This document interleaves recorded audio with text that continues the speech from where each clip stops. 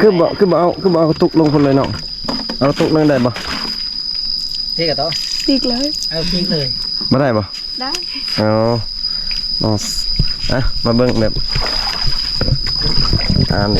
วิธีของน้องซาโตะเนาะน้องซาโตะเพิ่นเอาตุกลงเลยพี่น้องเว้ยจะแตกต่างกับน้องสาวเมืองพี่น้องน้องสาวเมืองเพิ่นคอยตักเอาเนาะพี่น้อง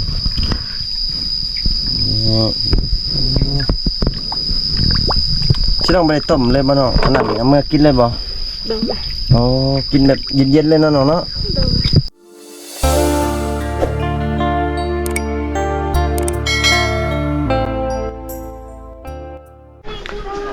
พ่อแม่พี่น้องสบายดีอีกทีหนึ่งเด้อพ่อแม่พี่น้องเนาะอีพีนี้ก็บ่าวไทยต่อจากบ่าวไทยทำเรื่องของน้องสาวโตะนะพี่น้องแต่ตอนนี้น้องสิพาไปใส่น้องไปตักน้ำบ่ตักน้ำกินบ่เนาะโดยอ๋อไก่บ่เนาะไก่เนาะสิพาหมู่ไปนำบ่โดยอ๋อน้องเพิ่นว่าสิพาหมู่ไปนะพี่น้องนี่น้องตักเส้นตุกนี่บ่น้องโดยอ๋อพี่น้องเป็นจะได้กะไปติดตามมาชมกันนะพี่น้องเนาะน้องเพิ่นว่าไก่เนาะบอลไปตักน้ำเดี๋ยวสิให้น้องเพิ่นพาไปตักน้ำนะพี่น้องเนาะนี่น้องสาวโตเพิ่นกำลังสิพาไปตักน้ำนะพี่น้องเนาะใช่หมูน้องเนาะอยู่เพื่อนเราว่าไปบ่โอ้น้องสาวโตกับน้องสาวไก่บ่เนาะโอ้น้องสาวโต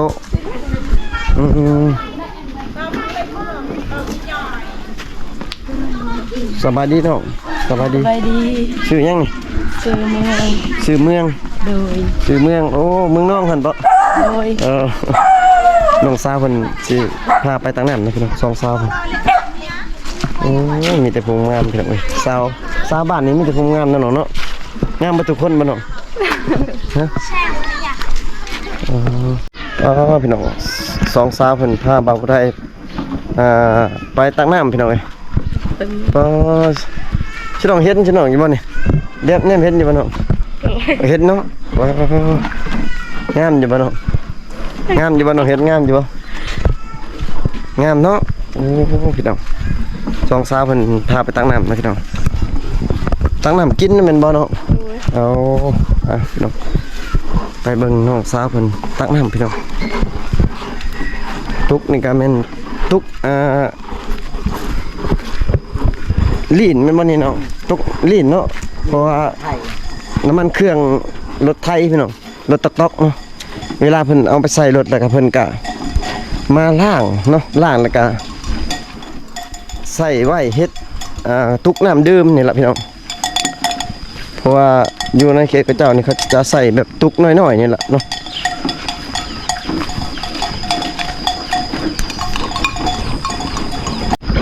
ชิน้องมาตักคู่มือบ้านอยู่นี่ตักไก่คู่มือพี่น้องสองสาวตักน้ำพี่น้องหมู่บ้านยังเนาะบ้านยังบ้านปะเสียโอ้มีแต่ผู้งามบ้านปะเสียเนาะผู้สาวลายบ่นี่บ่น้องเมืองลายบ่โดยโอ้เป็นผู้สาวลายพี่น้องเดี๋ยวบ่าวไทยสิบันทึกการเดินทางไปตักน้ำน้องพี่น้องเนาะ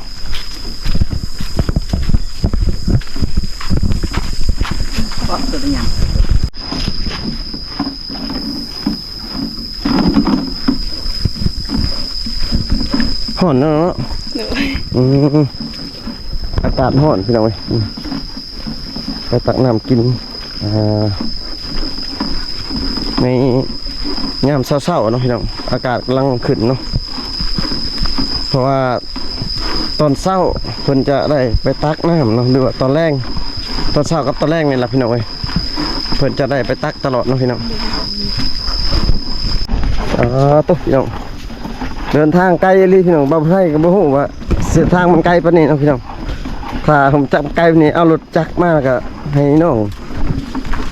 ขี่มาก็ดีอยู่พี่น้องเว้ย ราะว่าบ่าวไทยเขาเจ้าว่าไกลเนาะพี่น้องโอ้สาวโตสาวเมืองพี่น้อง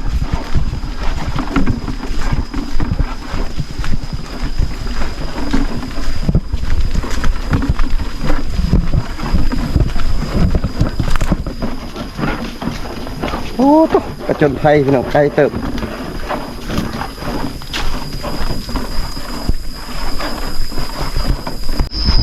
ไกลลินเนาะโตเนาะจะได้อาชีพหาบสวยเนาะเด้อหรือว่าเฮาหาบนำกันบ่ได้บ่ สิหาบน้ำกับน้องสาวโตพี่น้องเอ้ยมันไกลไปนี่ก็สิได้เปลี่ยนกันได้พี่น้องเอ้ยเปลี่ยนกันหาบน้ำเนาะ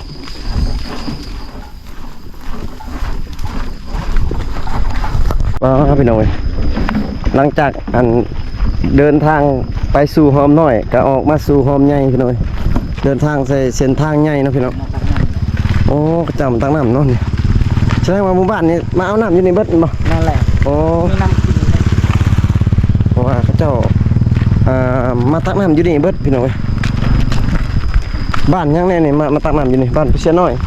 มันไปเสียน้อย ไปเชียน้อยไปเชียใหญ่มาตักนี่อยู่เบิดโอ้ บางประมาณเดือน4เดือน3เดือน4นี่น้ำมันแห้งแล้วก็บ้านอันนั้นบ้านพุ่นบางมีก็อยู่ที่เลย โอ้ผมมาตักอยู่พี่เบิดเลย นั่นแหละ ปอตัว ก็ขี่รถไทยไปบางคนก็จักกัน โอ้แสดงว่าไกลเลยแสดงเนาะเพราะว่ามันขาดเคินน้ำเนาะ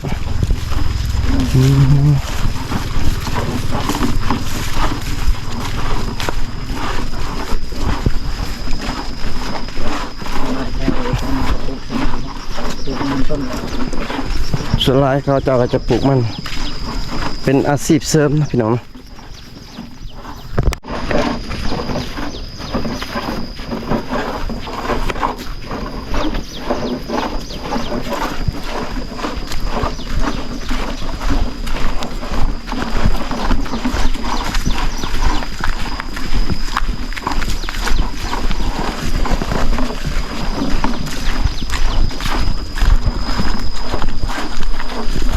ก็เข้าให้เพิ่นพี่น้องเข้าให้เนาะงามอยู่พี่น้องเป็นทุ่งนาโอ้ไกลเลยพี่น้องนี่สิฮอดได้ปานนึงตางน้ำพี่น้อง พอมาบุญ ก่อยบงได้ปะโอ้สิฮอดเลยพี่น้อง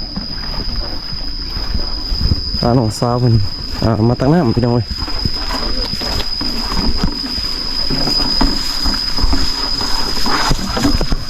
จมพี่น้อง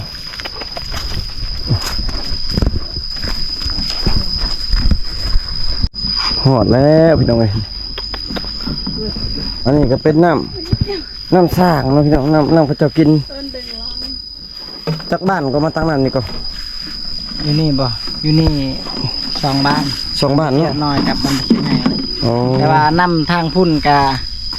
หลายบ้านอยู่ทางพุ่นบางมีในมาตัก โอ้ แต่ว่าเขาทางเห็นให้แล้วเขา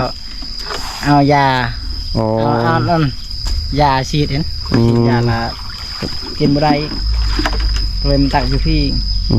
เบิ่งน้องๆเพิ่นตั้งน้ำพี่น้อง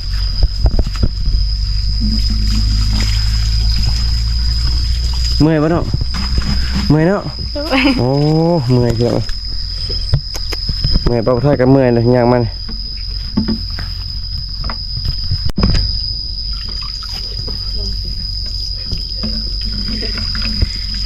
น้ำกินเพิ่นพี่น้องเพิ่นจะมาตักอยู่นี่พี่น้องข้างเขาจะบ่ได้อาบที่น้ำนี่ บ่ อ๋อบ่ได้อาบพี่น้องแต่ว่าเพิ่นใส่แต่กิน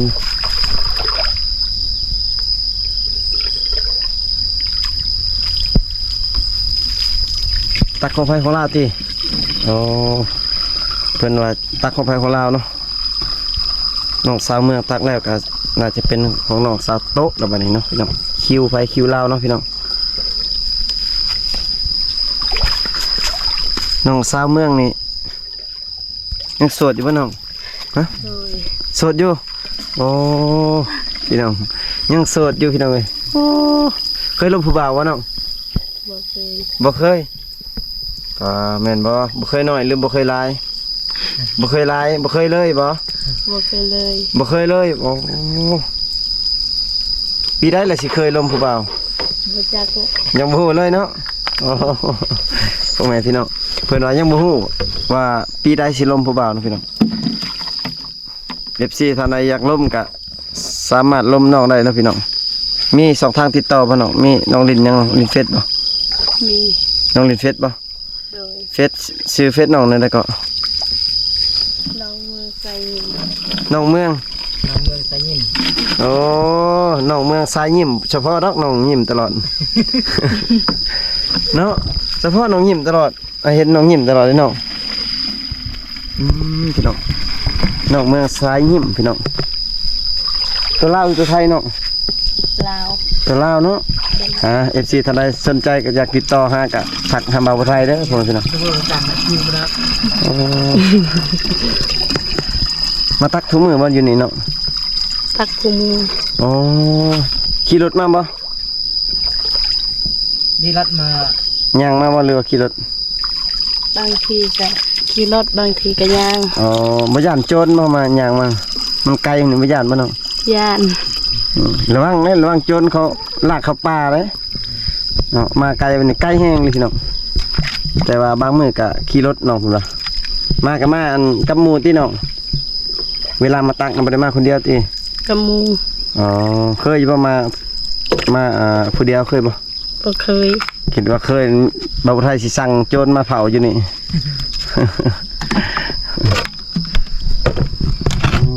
ตักน้ำกินน้องสาวโต๊ะเห็นกันยังรอคิวน้องสาวเมืองตักก่อนพี่น้องเปลี่ยนคิวกันพี่น้องเลยบรรยากาศร้อนๆพี่น้องสาวส้นเผามังกรเหมือนบ้านน้อง นี่ นี่จะพูงามบ้านน้องเนาะที่น้องกินข้าวยังน้องแต่ละมื้อมีอาหารอยู่ปะ บ่มี บ่มีอาหารเนาะพี่น้องถ้าว่ามีอาหารกินคู่มื้อนี่คือสิงามในเบิ่งแต่ละคนมีแต่ผู้ขาวๆพี่น้องสาวโสดมาจากปีแล้วน้อง หลายปี หลายปีแล้วอ๋อน้องเข้าโรงเรียนอยู่บ่น้อง เขา อ๋อปอใด มอสอง มสองโอ้คนนี้น่าจะอ่านเก่งกว่าน้องสาวโตะเนาะน้องสาวเมืองน่าจะอ่านเขียนเป็นเก่งกว่าเนาะพี่น้องน้องสาวโตะเพิ่นเรียนแต่ป .5 เนาะแต่ว่าเพิ่นเขียนอ่านได้อยู่พี่น้องแต่น้องสาวเมืองนี่โอ้โหจบมัธยมเลยเรียนเก่งนะเนี่ย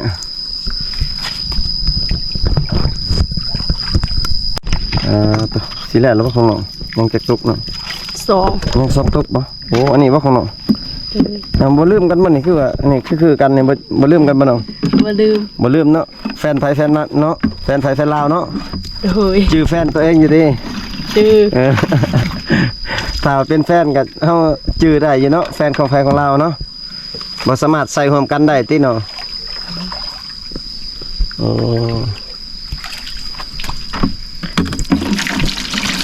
ให้น้องสาวเมืองเพิ่นตักแล้วก่อนพี่น้อง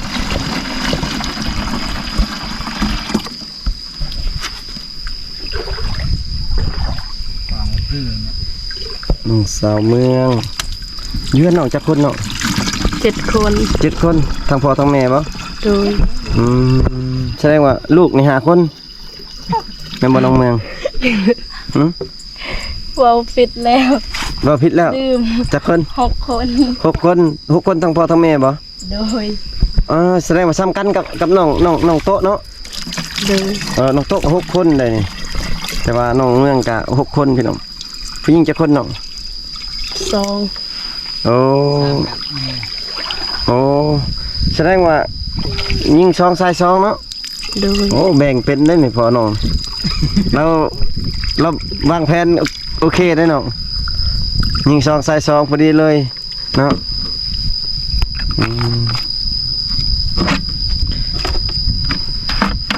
เพื่อนชิน้องข้าวคุมกินอยู่บ่น้องข้าวอยู่เพื่อนนี่คุมกินบ่น้อง บ่กุ้ม บ่กุ้มโอ้บ่าวไทยไปให้อยู่เพื่อนน้องได้บ่จังได๋ ได้ ได้เนาะ โดย โอ้พี่น้องเดี๋ยวบ่าวไทยจังน้อยบ่าวไทยจะเฮ็ดเป็น EP ไปเนาะพี่น้อง ฝากติดตามไว้เนาะพี่น้องบ่าวผู้ไทยจะเฮ็ดเป็น EP ไปเนาะพี่น้องบ่าวผู้ไทยสิไปเบิ่งเฮือนของน้องสาวเมืองเนาะ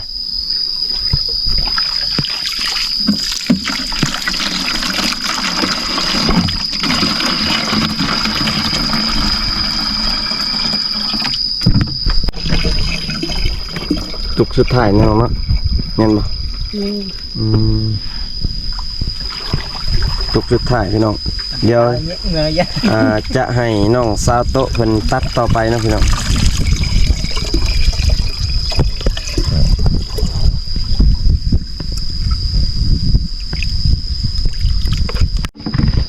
คิวของน้องซาโตะมัน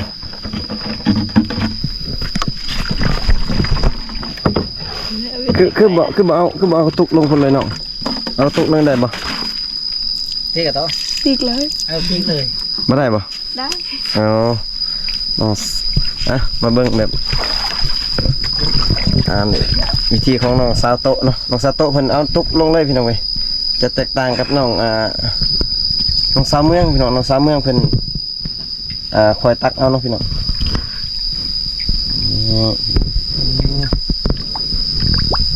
สิต้องไปต้มเลยบ่น้องอันนั้นเอาเมื่อกินเลยบ่ โดน อ๋อกินแบบเย็นๆเลยเนาะน้องเนาะ โดน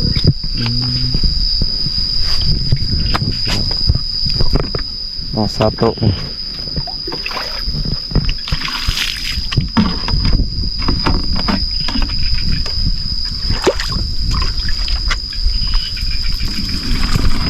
ล้างก่อนบ่เนาะบ่ล้างบ่ได้เนาะอย่ามันเปื้อนเนาะน้องสาวโตะสาวโสดในหมู่บ้านโสดมาจากปีแล้วเนาะ หลายปี หลายปีแล้วบ่เคยมีผู้บ่าวมาล้มมาเนาะ บ่เคย บ่เคยบ่มื้อหน้าบ่าวไทยสิพาFC มาลินได้บ่ ได้ มาล้มเนาะเอาผู้บ่าวมาเอาผู้บ่าวไทยมาลินมื้อหน้าสิพา FC ทั้งฝั่งไทยเพิ่นมาลินนำ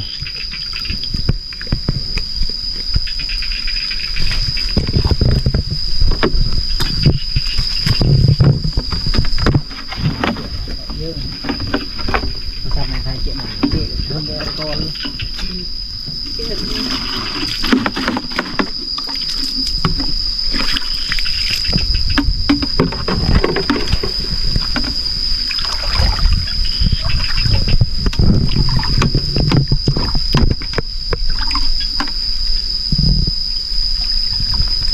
ของน้องสาวโตะมันมี4ตุกนะพี่น้องน้องเพิ่นตักก็ได้3ตุกนะพี่น้อง2ตุกนี่ตุกที่3เลยพี่น้องยังตุกสุดท้ายพี่น้องสิได้หาบน้ำช่วยน้องสาวเลยพี่น้องโอ้น้องไทยสิเฮียนหาบมันสิมาเป็นเคยเท่านี้บ่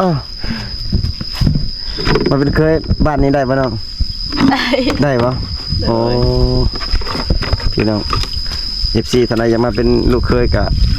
มาได้แล้วพี่น้องถ้าบ่มาบ่าวไทยสิเอาเองนะพี่น้อง บ่หยอกน้องพี่น้องจะ FC สิน้อยใจอีกว่าโอ้ยบ่าวไทยคือเอาเองว่าซั่น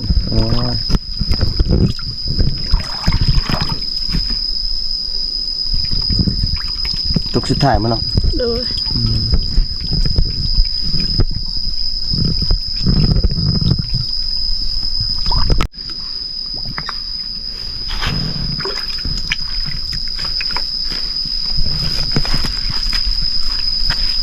เรียบร้อยเนาะ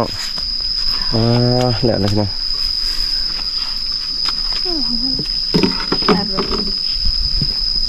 ให้น้องสาวเพิ่นหาบน้ำพี่น้องหาบน้ำเมื่อเนาะเดี๋ยวให้น้องเมื่อยแล้วสิให้น้องเปลี่ยนเบาไทยเนาะเบาไทยสิหาบน้ำเนาะ เปลี่ยนคืออะไรอะไรเมื่อคืออะไรคันคือมาอีนแบบอะไรเนี่ยพระเจ้า ช่วยบ่ ช่วย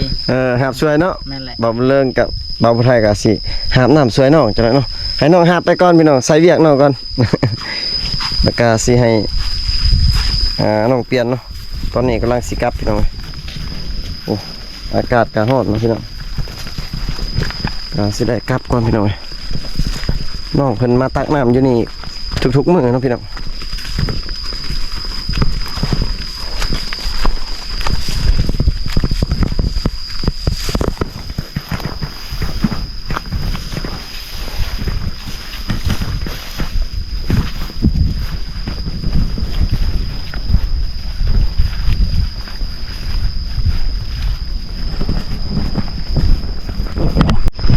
ากาศร้อนแห้งพี่น้องเอ้ยโอ้โหหน้าคนในบ้านในบ้านนี่ นั่นแหละ อ๋อจำเฮ็ดไกลเนาะ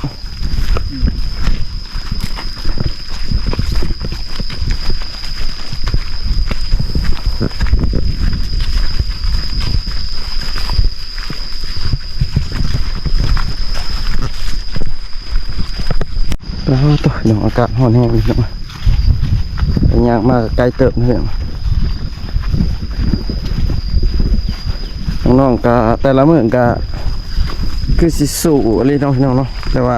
มันจำเป็นเนาะก็ได้เฮ็ดจำเป็นได้เฮ็ดนั่นล่ะคือกันกับตำข้าวและตำทุกมื้อเนาะพี่น้องเนาะแล้วก็มาตักน้ำทุกมื้อเนาะพี่น้องย่างมานี่ก็ไกลนะพี่น้องเอ้ยมันบ่ได้ไกลเนาะตัวฮ้อนเนาะเนาะไปพักผ่อนเพิ่นเดี๋ยวอาจสิเปลี่ยนให้น้องจับกล้องเด้อเพราะว่าอย่างมันนี่ก็ไกลเลยพี่น้องสาวเมื่อยแล้วนี่โอ้อยู่ใช่ลุงุนหรือใช่ลุงุน เอาบ่ มันไกลตีมันไกลแบบเอาบ่ได้ตี ยานนะ อย่ามันตอดมันตอดเด้อ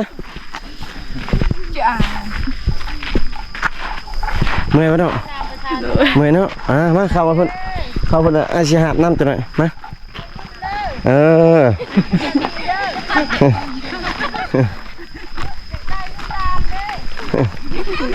มาเอา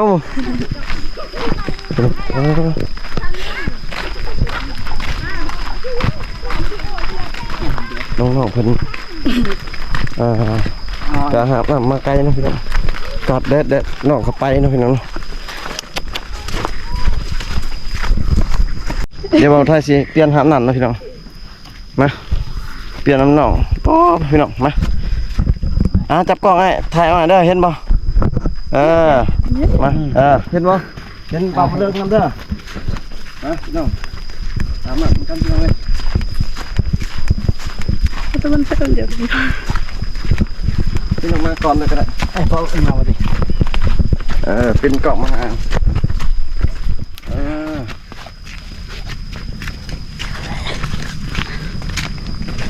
มาพี่น้องมาหาบน้ำพี่น้อง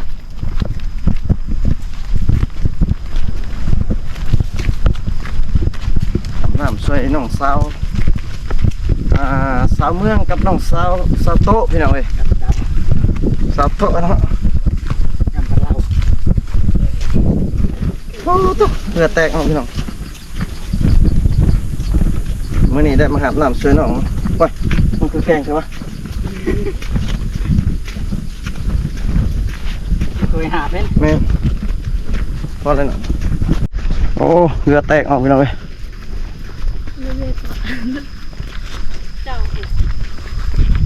มันคือแกงมันน่ะน้องจับหาเนี่ย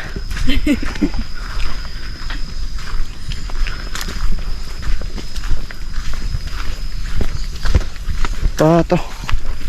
หอนไล่พี่น้องนี่หาบน้ำพี่น้องหาบน้ำกินให้สาวโต๊ะแล้วก็น้องสาวเมือง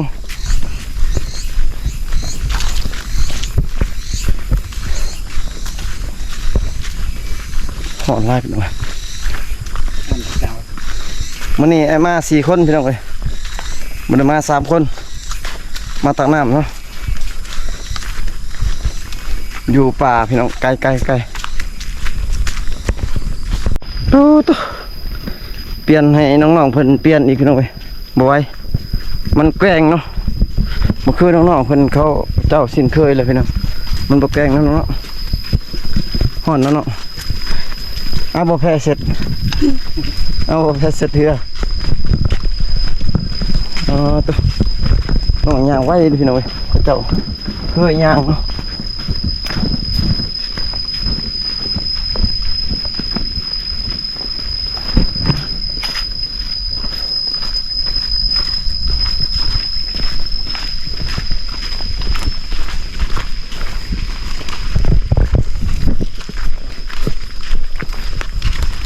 หอนน้องหอนบ่ตัว มีกระแลมบ่เขาขายอยู่ฮะอยู่ฮะบ้านนี่ มีด้วย ฮะ มีเบิ่งแล้วฮะมี เอาตัว เล่มตัว2,000 กินกระแลมอีกนะมันคลายเย็นๆก่อนแล้วจึงขับถอนเนาะ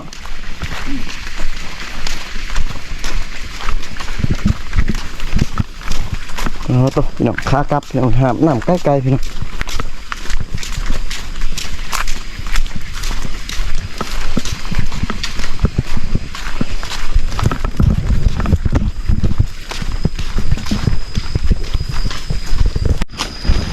ตัวหอนๆพี่น้อง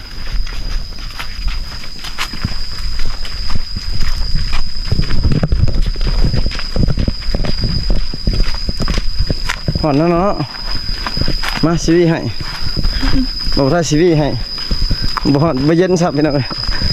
พี่บ่เย็นซับหอนแล้วที่บ้านนี่หอนแล้วเนาะมันก็เครื่องอย่างนี่คือบ่ไกลไปได้เนาะ เคยไปบ่ไกล แต่บ่ไกลมันที่แต่มันฮ้อนแดดซื่อเนาะพี่น้องน้องสาวเมืองน้องสาวโต๊ะเพิ่นพาไปทางน้ำพี่น้อง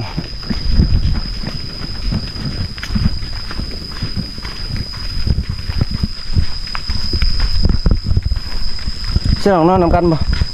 บ่ นอนเทือนไผลาวบ่ โดย โอ้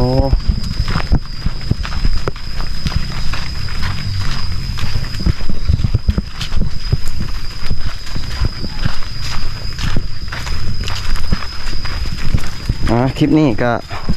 บ่าวผู้ไทยพาน้องๆเพิ่นมาตักน้ำมาพี่น้องเนาะมาเบิ่งวิถีชีวิตของน้องเนาะในหมู่บ้านนี่แหละเพราะว่าเขาเจ้าจะได้มาตักน้ำอยู่นี่เบิดเนาะพี่น้องเนาะ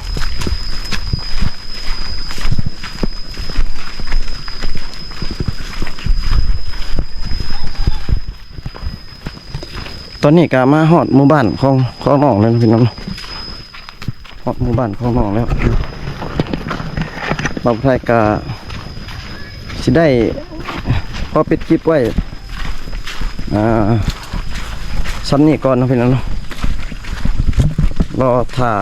ไปฮอดเฮือนของน้องๆนะให้น้องปิดคลิปอีกตัวหนึงเนาะพี่น้องเนาะฮอดได้พี่น้องบ้านของน้องเลยเมื่อยว้าวจะไม่จะออกพี่น้อง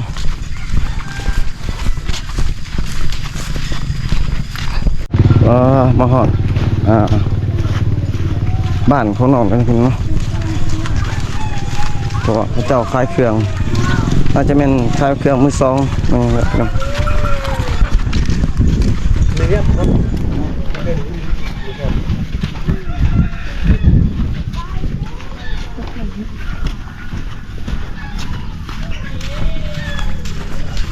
โอ้หอดเพื่อนของน้องสาวเมืองเลยนะ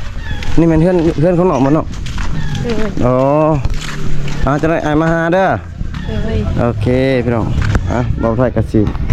พอลาน้องไว้สำนีก่อนเนาะพี่น้องกะสิบ่ให้น้องปิดคลิปเลยเนาะพี่น้องเบาไทยกะสิได้ปิดคลิป